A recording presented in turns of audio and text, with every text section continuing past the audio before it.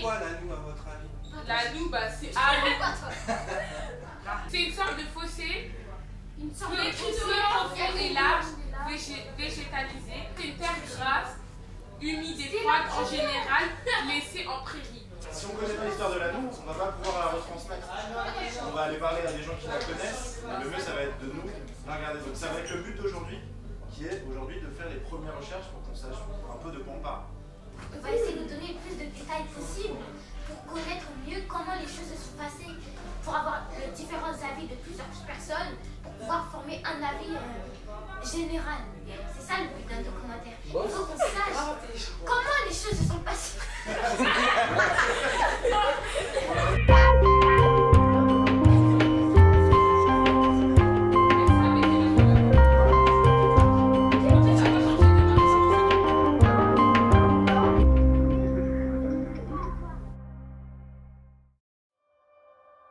Donc là, il y avait une mare, de la terre noire, de la terre très riche, sur laquelle il y avait des murs à pêche. On est à la limite de Bagnolet, on est sur le toit des marnes, c'est-à-dire qu'en dessous les marnes sur laquelle circule l'eau, il y a du gypse. Et ce gypse avait servi à construire des murs à pêche, c'est-à-dire des rues, le long desquelles il y a des murs, derrière lesquels il y a d'autres murs, le long desquels il y a des arbres fruitiers qui sont plantés. Et entre ces murs, il y a du maraîchage qui est fait. C'est-à-dire que les gens cultivent autre chose que des fleurs. Ils font aussi des plants qui, au printemps, permettent aux habitants du coin de venir chercher leurs plants de tomates. Quand je suis venue habiter ici et je vis qu'il y avait des arbres fruitiers, je me suis dit dans ma tête, sûrement ici qu'il y avait des femmes, il y avait quelque chose. Ils n'ont pas voulu détruire, les enlever, ils les ont laissés. En fait, c'est l'empreinte du passé qui laisse les gens deviner ce qu'il y avait. Donc après, en discutant avec les gens, que j'ai compris qu'avant, il y avait autre chose. C'est normal, il n'y avait pas tout ça. Tout près de chez moi, là, à 30 mètres, il y a encore des vestiges, quoi. Il y a des endroits où ils ont bâti contre les murs à pêche, quoi. Beaucoup de rues de Montreuil portent des noms d'anciens cultivateurs qui ont été maires et tout ça. La maison où j'habitais quand j'étais gamine, c'était une maison en bois qui a été construite sur un ancien mur de jardin. Ces fameux murs qui ressemblaient un peu à ce qui est mur à pêche, hein, des grands murs blancs là. Et derrière, c'était des horticulteurs.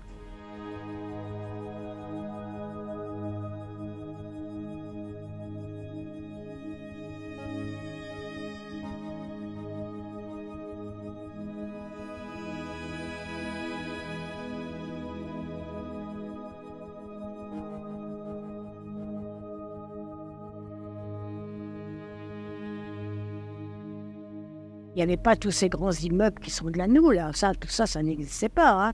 C'était des terrains vagues. Hein. Et c'était pas goudronné, c'est pas... Non, c'est pas... C'est presque... comment dirais-je... un chemin, voilà, plutôt que des routes, quoi. Tout le secteur était préempté par la mairie. Donc, il y avait très peu de constructions nouvelles, quoi. À part les immeubles du Clos français, le reste... C'était tout des maximum, il y avait peut-être un immeuble de 2 étages, et pas plus, quoi. C'était plus aéré, quoi. C'était des petits pavillons avec des jardins, il n'y avait que ça. C'était aux années 50, 60, quoi.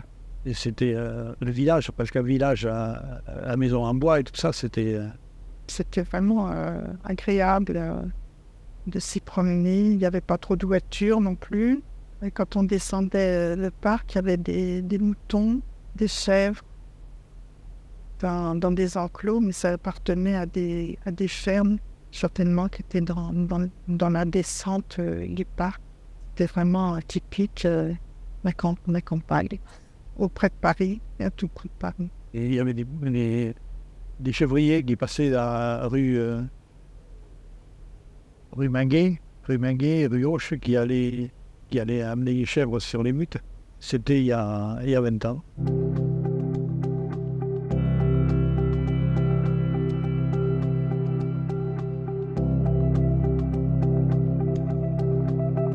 On est sur les buttes à Morel, sur l'ancienne carrière qui a été remblayée. Toute la partie qui se trouve à notre gauche, c'était un trou. Donc, rue Hoche, on était en haut de la rue Hoche, pouf, il y avait une falaise. Et il faut imaginer un trou qui faisait, je ne sais pas, 20 et quelques mètres de profondeur. Il rentrait avec des tombereaux et des chevaux. Il faisait des piliers inversés, il rentrait par le bas, il faisait des tunnels. Et il sortait de gypse qui amenait là où il y a le nouveau collège, quoi. Et il y avait des usines de plâtre, là, tout comme il y en a eu en haut par des moments. Et avec ce plâtre, il faisait les murs à pêche. Et donc, pendant des années, le gypse a été exploité pour faire du plâtre, qui était préparé dans une usine qui se trouvait en bas de la pente, du côté de la rue de Paris, et qui arrivait par une petite voie de chemin de fer étroite pour être ensuite livré dans Paris et ailleurs. Cette exploitation a été arrêtée assez rapidement, bien avant la guerre, et a fait l'objet d'usages divers et variés. Épreuve de motocross internationale au but de Montreuil, avec la participation de concurrents belges, anglais, hollandais et français.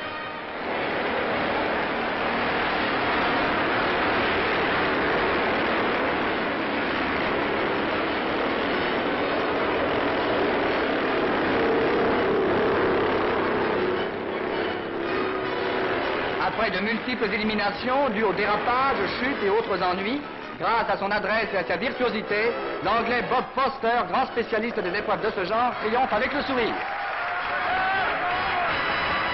Ça a servi à faire du motocross. Alors là, c'était du délire, le motocross. Les championnats du monde venaient. Et c'était assez drôle de voir que des gens arrivaient avec leur moto de tous les jours, enlevaient le phare, enlevaient les garde-boue, enlevaient les sacoches, mettaient un casque, retroussaient les manches et allaient tourner avec des 500, des Monet Goyon, des terreaux. Il y avait beaucoup de voitures garées autour du parc, là, parce que toutes les voitures qui s'occupaient des coureurs, tout ça était là, quoi, comme la caravane du Tour de France, quoi, un peu. On entendait le dimanche les cyclocross qui tournaient au parc Morel, comme on appelait ça. Puis après, c'est tombé en désuétude. Et là, il y a des promoteurs qui ont affûté leurs dents et qui ont dit, là-dessus, on va construire des nouvelles buttes Chaumont de l'Est parisien. On va construire des 1000 logements. À 300 mètres du métro, un grand stade parisien domine la ville.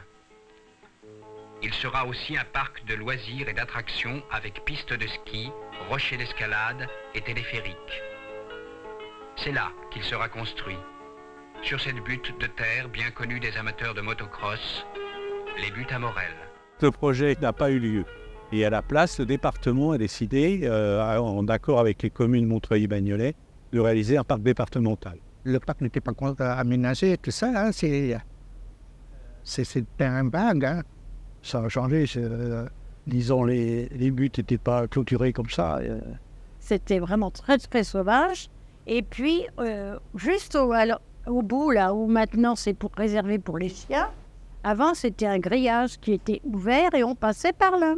On sortait d'ici, on pouvait aller sur le marché à côté de Syrah, puis pour aller pour Saint-Valery, on allait à pied. On avait une vue sur le sud de Paris. On voyait le rocher des Singes aux eaux de Vincennes, on voyait le château de Vincennes et tout, etc., quoi. Non, c'était très chouette. Avec nos enfants, on allait souvent au parc des Guilans. C'est un parc où ce sont des carrières calcaires qui sont assez dangereuses et qui s'effondrent facilement. Mais ils avaient quand même installé des petits jeux pour enfants, toboggans, mais qui étaient tout près de la route, là, cette fois-ci. Alors que maintenant, c'est plus éloigné, c'est dans l'arrière du parc qui a été réhabilité vraiment très très bien. Le parc des Guilans, qui était une friche auparavant, infranchissable. C'est un lieu magique. C'est un grand parc qui profite à tous les habitants. On peut se ressourcer, on peut descendre tranquillement vers Robespierre, on peut aller vers Gallieni. C'est un grand lieu de promenade avec une vue extraordinaire sur tout Paris. Ce parc est gigantesque.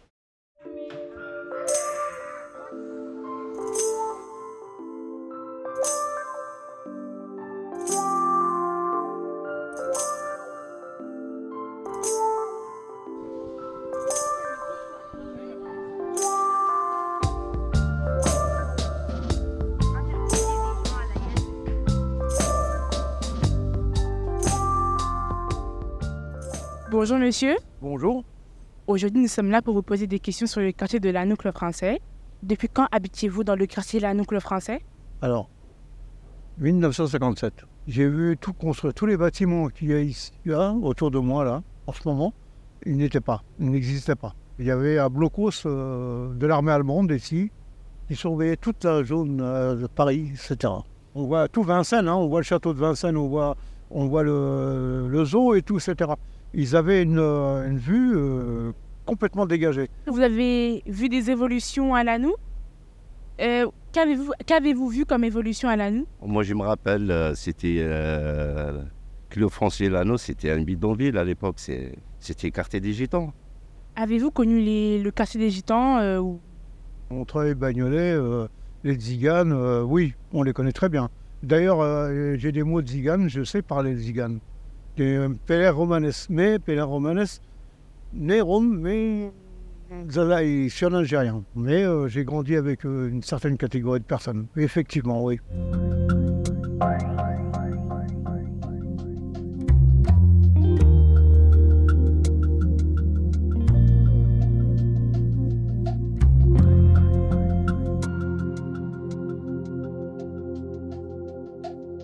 Pendant la guerre, la zone qui se trouvait à la limite de Paris a été rasée par l'autorité d'occupation. Les gens qui habitaient là se sont réfugiés ici, c'est-à-dire qu'ils sont montés sur le plateau et le long des sentiers des Ravins, le long des buttes à Morel, pour se construire d'autres baraques.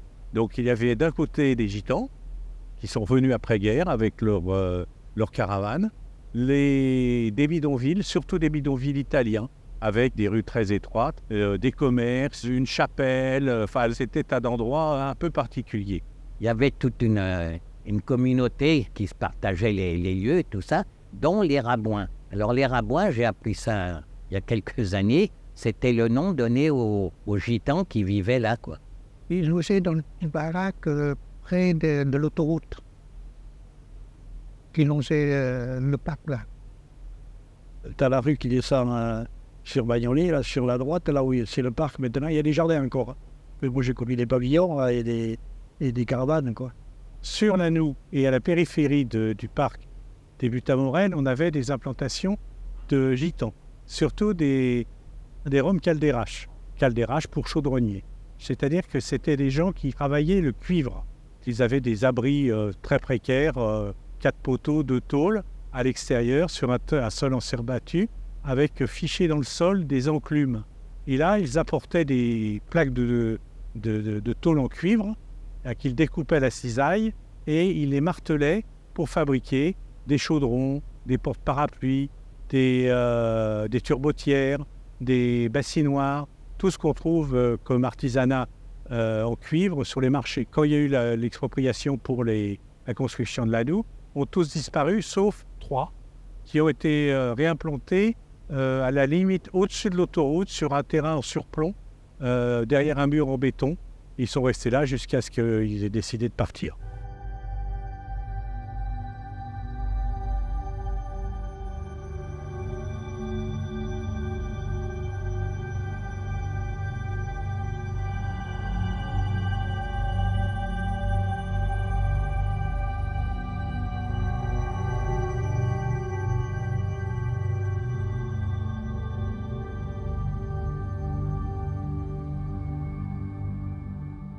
J'habitais avant Paris, dans une petite chambre, hein, sans toilette, sans salle de bain, sans rien, juste une petite chambre pour travailler, quoi. Où j'étais, je n'avais ni les toilettes, ni la salle de bain, j'avais rien du tout. Il fallait aller à l'extérieur pour aller aux toilettes. On faisait sa toilette devant l'évier, donc c'était rudimentaire quand même. C'était dans la cuisine avec une couverture mise sur un fil à linge. On n'avait pas l'eau sur l'évier. On allait chercher l'eau à la fontaine. L'été, c'était le baquet. Hein. Bon, pas quand on était plus grande, mais quand on était petite, c'était le baquet qu'on faisait chauffer l'eau au soleil. Et puis voilà, quoi. Hein.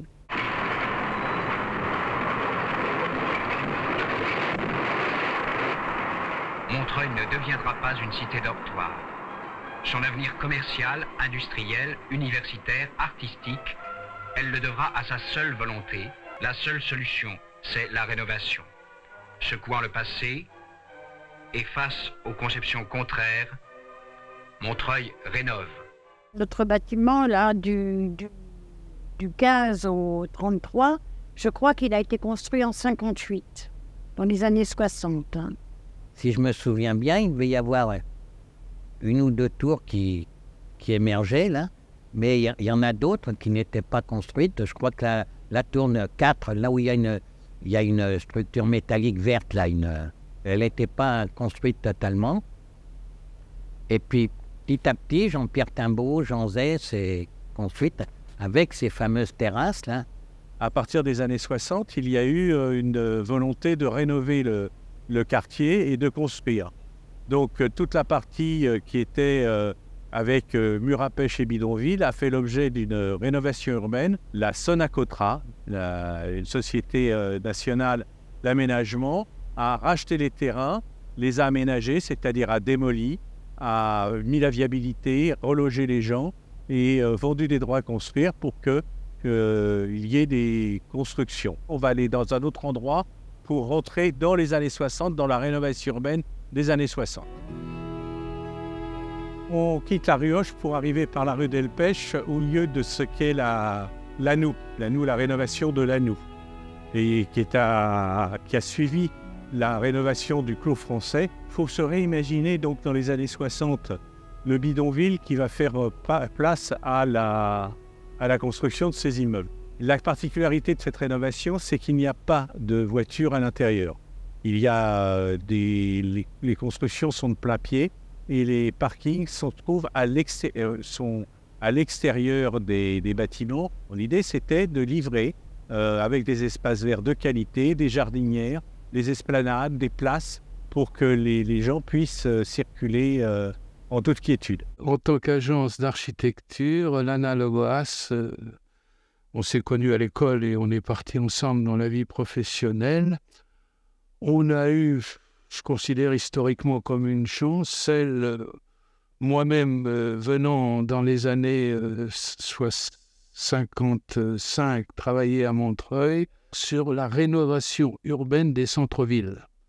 Reconstruire les centres-villes sur eux-mêmes, grâce à une subvention d'équilibre de l'État qui permettait de faire ce qu'on appelle maintenant la mixité sociale, c'est-à-dire faire et de l'habitat populaire, locatif, HLM, et la reconstruction des commerces, le développement des commerces et refaire des centres de ville à l'échelle des problèmes de l'après-guerre et de la modernité qui quand même arrivaient. Ah, c'était une impulsion, mais qui vraiment démarrait. La loi est apparue en 1958. Bon. Le permis de construire, c'était le préfet. Le maire donnait un avis qui était suivi ou pas suivi par le préfet. Donc, ils étaient vraiment en tutelle à l'époque du département de la Seine, puisque la Seine-Saint-Denis n'existait pas. On est devenus, je dirais, un peu les spécialistes. On a vendu nos dossiers à la France entière pour dire comment faisait-on de la rénovation urbaine. C'est des logements sur lesquels il y a eu une grande réflexion avec l'Office sur l'organisation au terme des cellules. En surface, ils étaient de l'ordre de 15% supérieurs. Donc je pense que ces logements, ils sont meilleurs que les logements d'accession. C'était très bien fait d'avoir démoli, nous d'avoir donné vraiment un HLM. L'appartement, je le trouve bien à côté de ce que j'avais avant. Alors les enfants, ils ont chacun leur chambre, c'est vraiment merveilleux. Et avant, ils couchaient à 3 ou à 4 dans un lit. Une salle de bain pour les enfants, c'est vraiment agréable. Moi, je suis content le soir, après mon travail, d'arriver chez moi, de trouver ça conforme, de prendre une douche. C'est quand même quelque chose d'extraordinaire, quoi. Quand je rentre chez moi, que c'est chauffé, que on ne pense à rien, je trouve ça merveilleux et je m'y plais. Il fait même très chaud, trop chaud. À l'intérieur, c'est calme, on n'entend presque rien. Absolument rien. Avec le métro à côté, en 20 minutes, on est à Paris, dans Paris. On est arrivé au 1er avril à emménager dans cet appartement au 13 rue Delpech, au 3e étage. Là où pour la première fois j'ai eu une chambre, ma chambre à moi. Oh, c'était le 1%, donc c'était des sociétés qui logeaient leurs employés. Moi j'étais conducteur de métro, on a fait une demande auprès de la RATP et on a eu ce logement-là. donc au 7 square de la Libération, voilà. On nous a dit que c'est un 4 étages. J'ai dit, bon, c'est mieux parce qu'on était 5, 3 enfants et puis on était 5 dans 2 pièces. Je partais d'une pièce, une cuisine, et j'avais 4 pièces. Avec salle de bain et cuisine et entrée et loggia. Donc c'était le paradis. De l'eau chaude, du chauffage, un grand appartement, des grandes baies vitrées. Ah ben c'était le bonheur, oui. On avait une vue autour phénoménale, quoi. On est tombé sur un appartement qui nous a éblouis parce qu'il y a un espace qu'on ne trouve pas partout dans les logements sociaux. Des conditions de logement formidables à un prix tout à fait accessible. C'est l'office HLM et c'est inimaginable d'avoir un tel appartement à proximité de Paris. Et donc c'est un bonheur, quoi.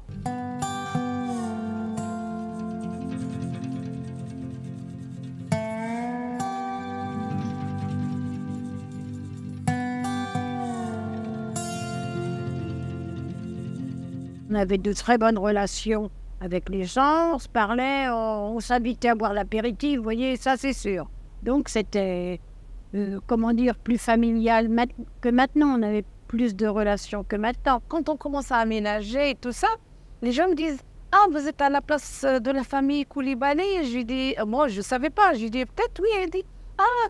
Et il commence à me demander combien j'ai d'enfants et tout ça. J'étais très contente parce qu'en fait, ils m'ont mis à l'aise. Et il n'y avait pas de barrière. Il y avait une solidarité incroyable, quoi. Et donc, on allait au secours.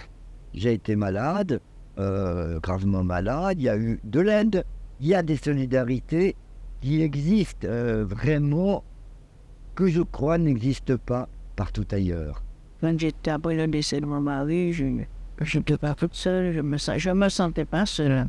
La solidarité et la tendresse des peuples. C'était pendant le confinement. Fatia, qu'on voit sur la photo, a pendant plusieurs mois, et son mari Hissem sont pendant plusieurs mois allés chercher de la nourriture tous les matins à Rungis et distribuaient tous les jours aux habitants du quartier ce qu'ils recevaient. Il y a des gens qui étaient plus dans le besoin que nous. Et donc, on a essayé d'aider comme on peut. Et notre aide, c'est on a fabriqué des masques ici. Avec les draps de nos enfants, les draps, tout ce qu'on avait, parce qu'on n'avait pas la matière première. Donc, on a essayé de fabriquer des choses pour aider les infirmières, les aides-soignantes. Rien n'est solitaire. Tout est solidaire. Alors, c'est la réalité de notre quartier. C'est la réalité de notre quartier. Nous ne sommes pas un ghetto. Nous sommes un quartier de grande diversité sociale et populaire. Voilà ce que je trouve absolument génial dans mon quartier.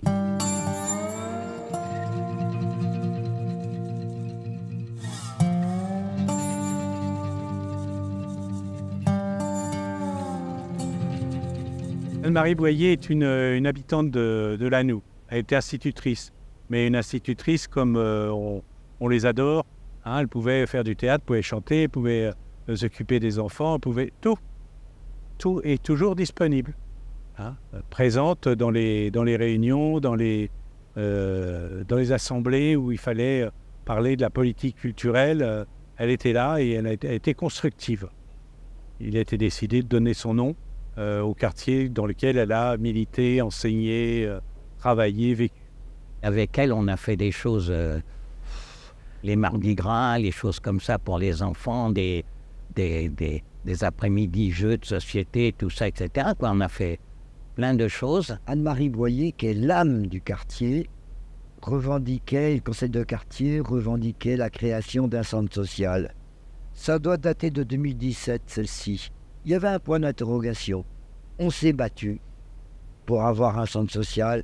Et vous voyez maintenant la dynamique, la diversité de ce centre social. On voit que ça dépasse là, nous. Parce qu'on voit les gens, par exemple, là, on a des gens qui viennent faire de la couture. Ils viennent de Croix-de-Chabot. Il y en a qui viennent de la Boissière. On voit des gens qui viennent Un peu de tout partout.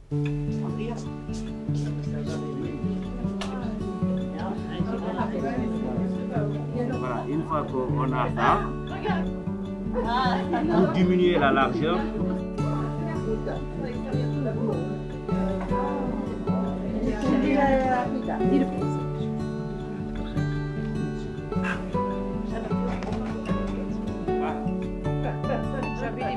Bravo.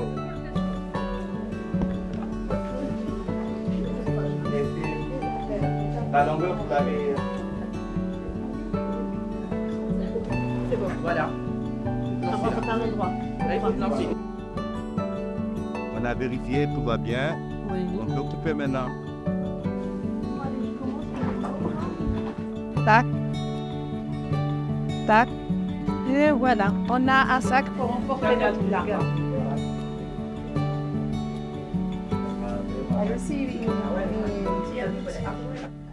Il y a une mixité, il y a un mélange, il y a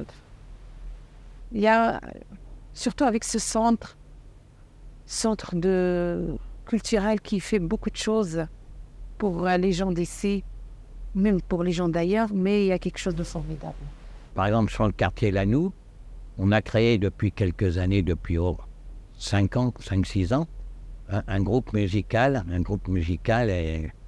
et choral, tout ça, qui s'appelle les Musiques à nous. N-O-U-E, Musique à nous, tout ça, et qui a la particularité, c'est de chanter toutes les cultures qu'il y a sur notre quartier. Les gens du quartier qui le souhaitent viennent nous apprendre voilà, une chanson, une musique de leur culture, quoi. Comme on est très cosmopolite, il y a beaucoup de personnes d'origine différente, d'Asie, d'Afrique, du Nord, d'Afrique noire, même Amérique du Sud, tout ça. Je les invitais, les seniors, à venir chez moi. On était 8. On a fait de la cuisine. Je n'ai pas profité de la cuisine vietnamienne parce que je suis le faire. Et certaines personnes étaient vraiment contents parce qu'ils étaient enfermés dans leur appartement, tout ça, triste, tout ça. Bon, je trouve que c'est un très bon moyen pour réunir les gens, quoi. Il y avait des repas de cantine, chaque personne amenait faisait un plat de son du pays. Et j'allais manger avec eux. Un jour, je me rappelle bien, c'était un samedi ou un dimanche. J'entends du bruit, j'étais dans ma cuisine en train de préparer une galette marocaine. Je dis à mon mari, il y a quelque chose qui se passe dans le quartier, quelque chose de bizarre. Il y a du bruit, tout ça. En fait, c'était quoi? C'était un vide-grenier. Et c'était la première fois que je découvre, ça veut dire quoi un vide-grenier? Mon mari descend, me dit, il y a beaucoup de gens qui s'installent à droite, à gauche.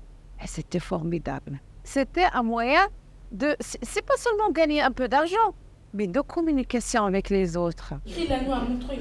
Ah, mais là, il y a... Ah, regardez la galerie, comment c'était ça là-dedans. Elle a été changée. En fait, t'as pas changé de maintenant. J'ai trouvé des anciennes photos de la nuit. Par exemple, la galerie. Ça n'a pas changé. Hein. C'est toujours la même. Moi, je viens, avant, je jouais toujours ici. Avant, je jouais toujours ici, la première année. Voilà. Vous en dites quoi du quartier d'aujourd'hui? Vous en pensez quoi? Qu'il a changé avant ou qu'il est pareil? Le foncier Lanoux, il manque beaucoup de choses. Hein. Il manque comme quoi? Les travaux, il y a l'hygiène, le nettoyage, il y a des rats, des souris, partout. Ça commence à changer un peu. Ouais, c'est bien. J'aimerais bien que ça va changer la galerie aussi. Bah oui, c'est toute la galerie. Hein.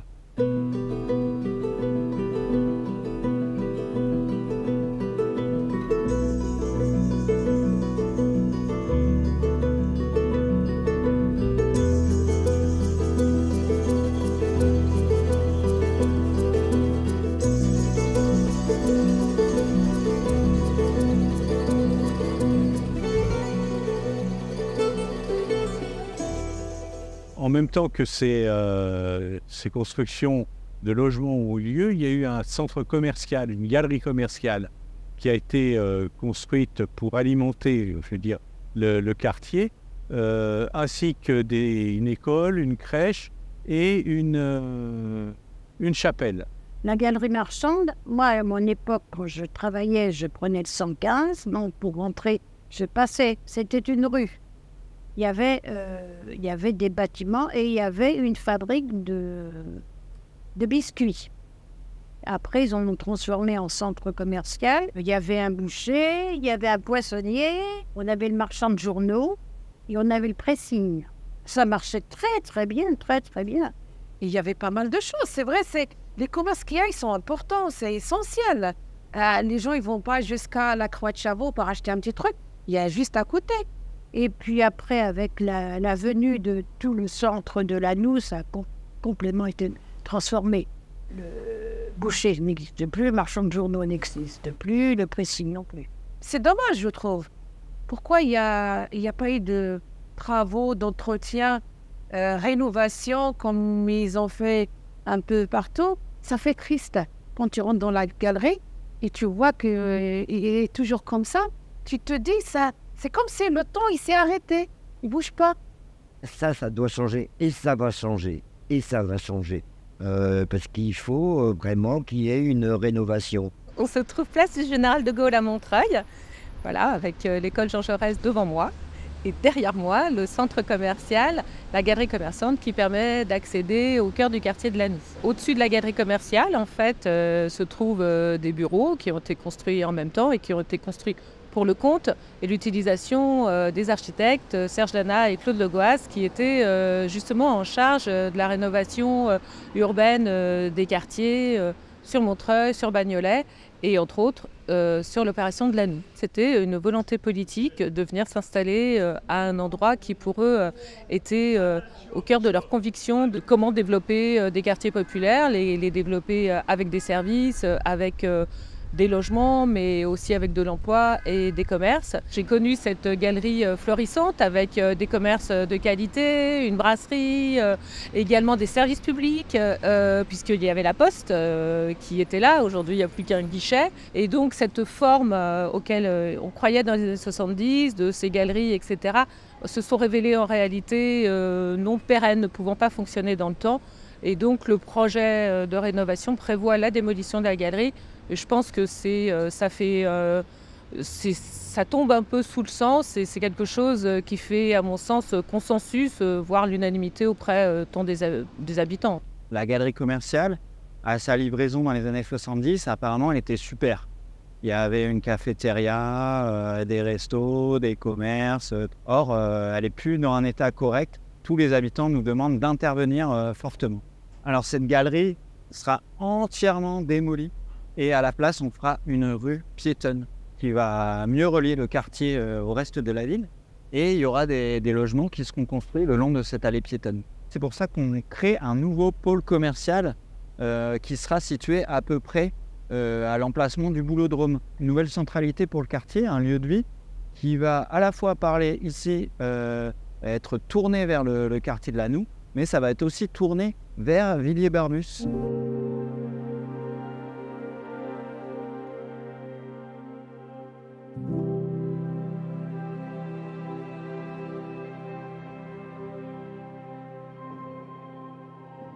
On est sur les aménagements extérieurs d'époque. On voit du béton architectonique, on voit de la brique pour faire des bancs, pour des repose-culs pour les enfants, et des choses et des formes qui aménagent l'espace et qui, pour certaines, avant étaient peintes.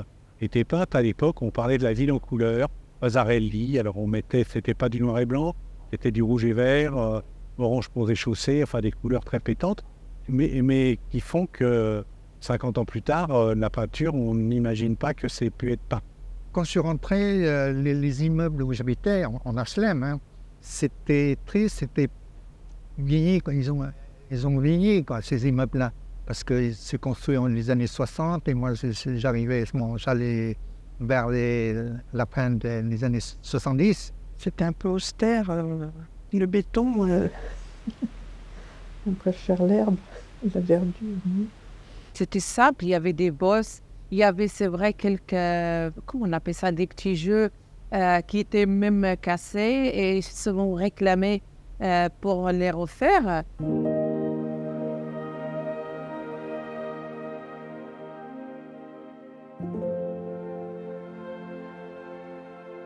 Là, on est sur un des terrains de jeu aménagés après consultation des usagers. Et c'est vrai qu'il y a eu une modification totale des espaces extérieurs ludiques. L'espace libre existait, mais il n'était pas dévolu au sport. C'était une place multi-usage. On avait un gardien à l'époque qui était très très sévère et qui houspillait tous les enfants qui étaient sur la pelouse. Ils n'avaient pas le droit de jouer sur les pelouses. Interdit. Et puis il leur calvait aux fesses. C'est une personne qui était, comment je vais dire, ancien militaire. Si on ne devait pas jouer au ballon, ben on se faisait rappeler à l'ordre. Si on montait sur les pelouses, on se faisait rappeler à l'ordre. Il ne fallait pas marcher sur la pelouse. Hein. C'était défendu de marcher sur la pelouse. C'était bien entretenu. Dans les résidences de logements sociaux, on n'avait pas le droit d'aller sur les pelouses. Et le gardien mettait des amendes. Alors que maintenant, les pelouses, c'est totalement... on s'allonge dessus, on pique-nique, on se l'approprie. C'est un vrai espace.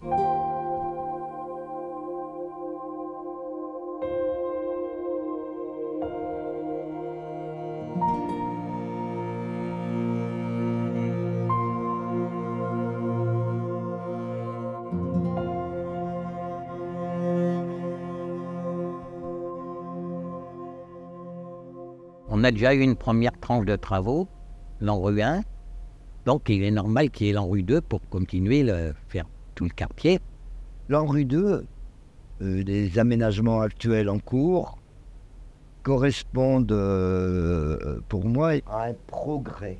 Ça va redonner un petit peu de cachet, parce que là on voit quand même qu'au bout de 20 ans de, comment je veux dire, de réhabilitation, ça commence à avoir besoin, quoi. Je sais qu'il y aura la démolition d'une partie de clos français, qu'il y aura quelque chose d'autre, je ne sais pas exactement. C'est cette partie, cette barre qui va être démolie pour y mettre ici le nouveau centre social du quartier, en plein centre. Et il y aura des constructions neuves qui vont être réalisées. Et elles seront construites différemment. Plutôt qu'une longue barre ici, ça va plutôt être du petit collectif, c'est-à-dire des petits immeubles de ville qui vont être construits, mais plutôt dans ce sens-là, de manière en fait à créer plus de porosité visuelle entre la rue des Clos Français et l'intérieur du jardin, pour que quand on soit dans la rue du Clos Français, on puisse voir le jardin. Et il y aura aussi des passages et des cheminements, notamment pour se rendre dans la nouvelle école Joliot-Curie qui sera créée en face. Du 15 au 33, c'est démoli. Donc j'en fais partie, je suis au 31. Donc voilà, ça on va être logé, mais dans combien de temps, on ne sait pas. Avec ce que ça représente comme les amis qu'on a autour, les enfants qui allaient à l'école, qui ont des copains, des copines, tout ça, d'un seul coup, là où ils avaient juste la rue à traverser pour aller à l'école, eh ben, ils sont peut-être en banlieue quelque part, quoi. C'est un sujet très, très important et très impactant pour les habitants. Donc il y a une démarche de relogement avec menée par Est Ensemble Habitat, anciennement l'office HLM public montreuillois, pour faire le point sur la situation, la nature du foyer et voir ce que souhaitent les gens, où ils souhaitent être logés en fonction de leurs envies de rester dans le quartier, de partir du quartier, en fonction de là où ils travaillent. Est-ce qu'ils ont envie de se rapprocher de leur boulot ou de leur famille? Donc là, c'est en cours, il y a 96 logements qui étaient concernés et il reste 60 ménages à reloger aujourd'hui. On est vigilant pour que certaines choses puissent être démolies s'il le faut, mais d'autres, on conserve parce que ça coûte moins cher quand même que la démolition coûte très cher.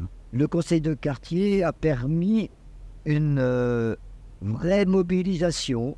On a participé à beaucoup de réunions. Eh bien, on a réussi à empêcher l'ANRU de détruire 200 logements. Et c'est un projet qui a été à une véritable concertation avec la ville et une véritable bataille pour que les attentes des habitants soient mieux prises en compte. Sur cette tour en particulier, l'Agence nationale du renouvellement urbain qui finance voulait absolument la démolir. Contre quoi les élus et certains habitants étaient fortement positionnés contre. Et donc, c'est un projet plus ambitieux de rénovation qui a été présenté sur cette tour par rapport aux autres bâtiments, avec une transformation aussi du pied de la tour. C'est-à-dire dans le socle de la tour, dans les 3 premiers niveaux, il y aura un peu une extension sur le côté qui va permettre d'installer une maison médicale et des locaux associatifs, tandis que les étages supérieurs de la tour vont être rénovés pour un ratio de 70 000 € par logement. Alors ça ne parle pas aux néophytes, mais le minimum un peu dans la rénovation du logement social, c'est de l'ordre de 20 000. Donc on commence à être 30, 40 000, 50 000, c'est bien. 70 000, c'est vraiment des montants très importants pour faire une rénovation qualitative.